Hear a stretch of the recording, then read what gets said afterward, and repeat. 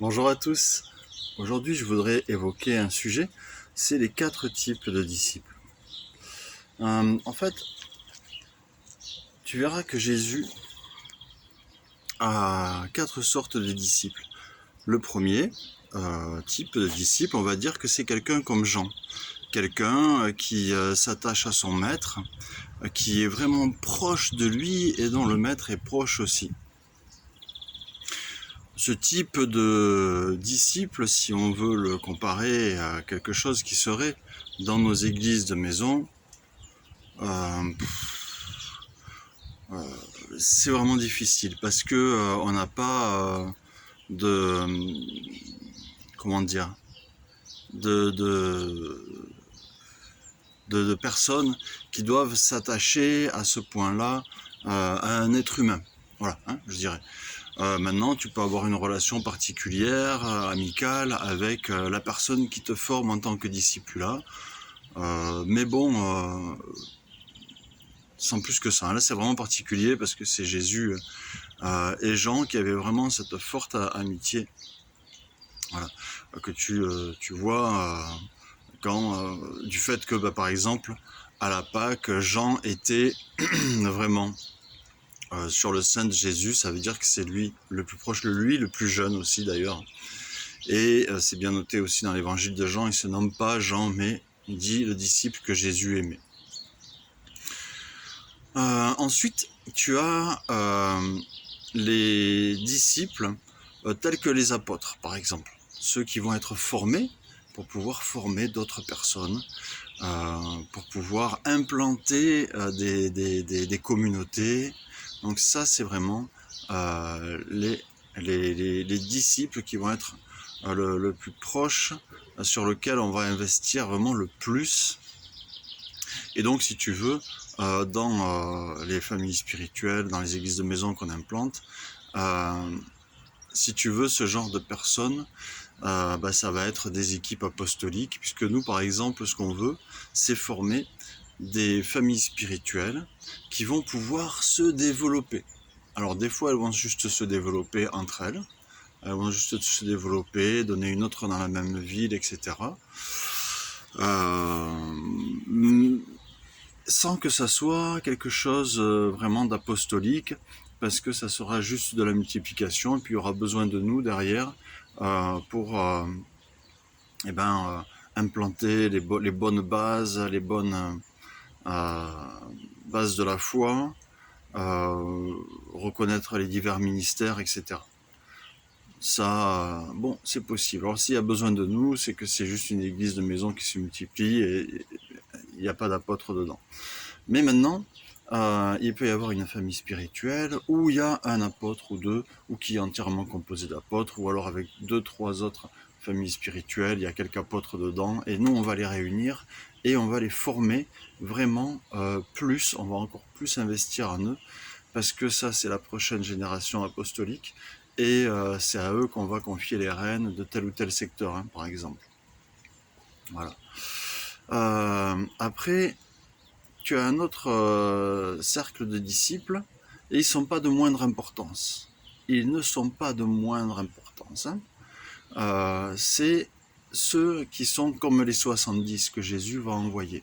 Là, tu as des gens qui ont divers ministères, comme évangélistes, des ministères aussi de soutien, etc. Puisque tu vois qu'il y avait les femmes aussi dans ces ministères-là. Je dis pas que les femmes ne peuvent pas être apôtres, mais au départ, hein, là, c'était comme ça. Hein, parce que en Israël, c'était pas courant qu'une femme puisse être apôtre. Hein. Ça n'existait même pas d'ailleurs apôtre. D'ailleurs, pour le groupe précédent, dans les églises plus traditionnelles, on ne parle pas d'apôtre. Pour le groupe précédent, dans les églises, je dirais, qui ont pignon sur rue, évangéliques, charismatiques, pentecôtistes, etc., généralement, on parle de missionnaires. Pour ne pas utiliser le terme apôtre, on parle de missionnaires pour dire oui, on les envoie, mais c'est la même chose. Ça veut dire apôtre, ça veut dire envoyer. Donc nous, ça veut dire on les envoie. C'est tout. Mais nous ne sommes pas des apôtres dans le sens des apôtres de Jésus, dans le sens où nous n'avons pas besoin de définir les bases de la foi. on peut les rappeler, on peut les poser, pour ceux qui ne les connaissent pas, mais on ne peut pas les définir. Ça, ce sont les apôtres du temps de Jésus, les apôtres de Jésus qui les ont définis, les bases de la foi, qui l'ont expliqué, et on ne peut pas revenir dessus. Point. Nous, on peut rappeler ce qu'ils ont écrit, on peut l'enseigner, mais on ne peut pas revenir dessus, c'est hors de question. Si quelqu'un revient dessus, c'est un faux apôtre, c'est un faux envoyé, c'est un faux missionnaire. Donc le deuxième groupe, il va y avoir des gens qui sont attachés à Jésus, ils le suivent, tu vois, mais la différence avec le groupe précédent, c'est que Jésus les a choisis. Il les a choisis parfois dans ce groupe-là, mais généralement, il les a choisis quand tu regardes au début des évangiles, alors qu'il n'y avait même pas de groupe de constitués. Tu vois, il les a appelés en fait. Donc ça, c'est quelque chose que Jésus te met dans le cœur, le ministère apostolique, le ministère de missionnaire, comme tu veux. Et il commence à pleuvoir sur mon téléphone. Et j'ai chaud, alors je tiens à être dehors. Et donc, le troisième groupe, comme je disais, ce sont des gens qui suivent Jésus régulièrement. Tu vois, comme Marie de Magdala, Marie de Béthanie, voilà. Comme les 70.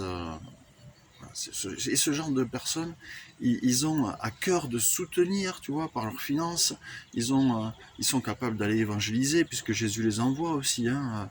Donc il y a des ministères. Hein. Ça va être des personnes qui ont des ministères, comme évangélistes, prophètes, bergers, je sais pas moi, diacres, tu vois, diaconesses, anciens. Voilà, ils ont des ministères, ça veut dire des appels, ça veut dire des services. En tout cas, c'est pas la tête, ça veut dire des services. Je sais, il y en a qui disent qu'il y a 5 ministères, mais Paul, il a jamais limité, il a cité 5 ministères, mais il a jamais limité les choses à dire il y a 5 ministères. Et la preuve, c'est que dans d'autres textes, tu verras qu'il en cite d'autres.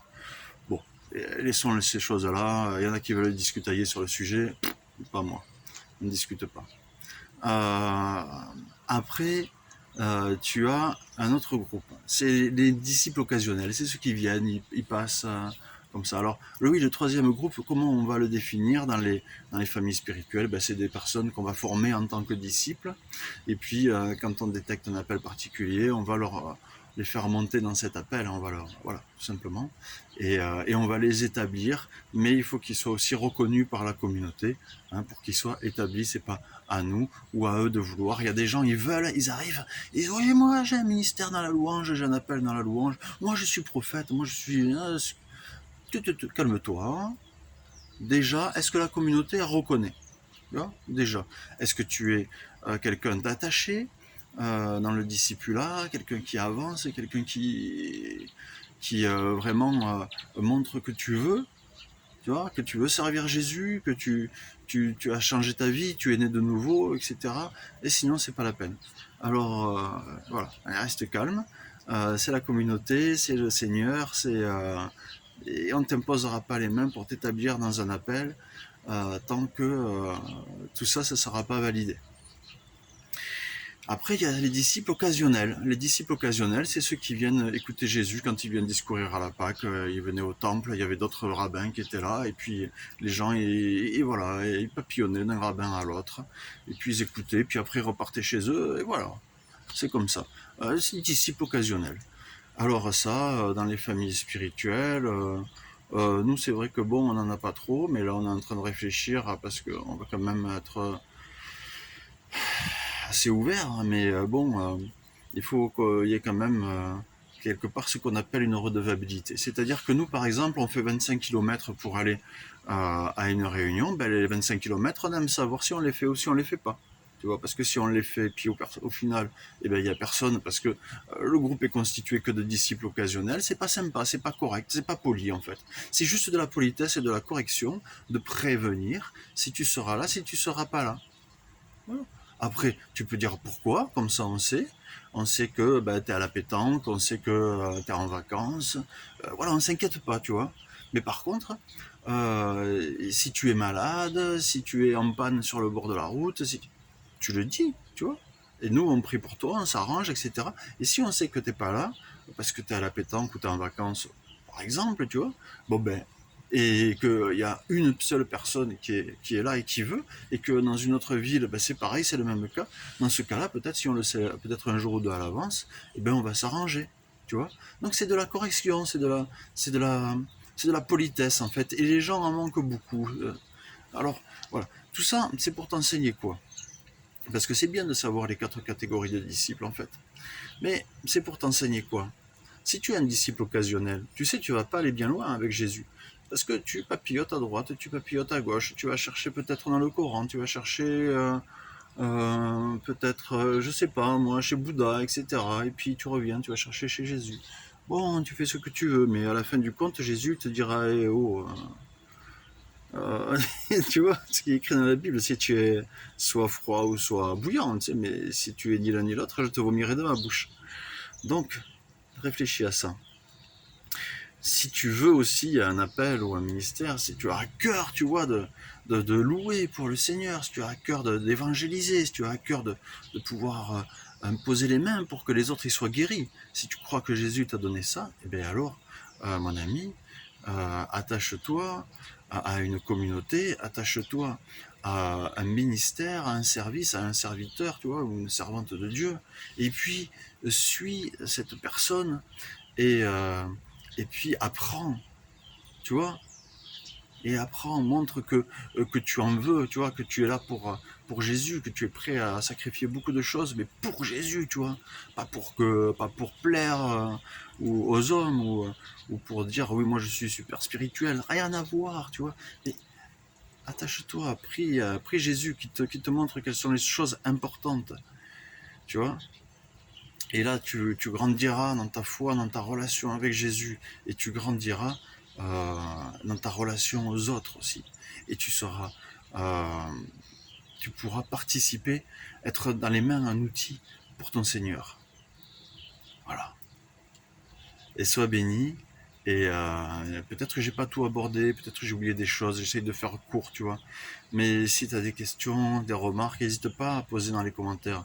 Pose plutôt des questions, tu vois, que de faire des remarques des fois qui servent à rien parce que tu as juste. Voilà. Mais essaye, tu vois, à poser des questions humblement et on répond tous humblement et dans la paix et la joie et l'amour du Seigneur. Allez, soyez bénis, belle journée en Christ.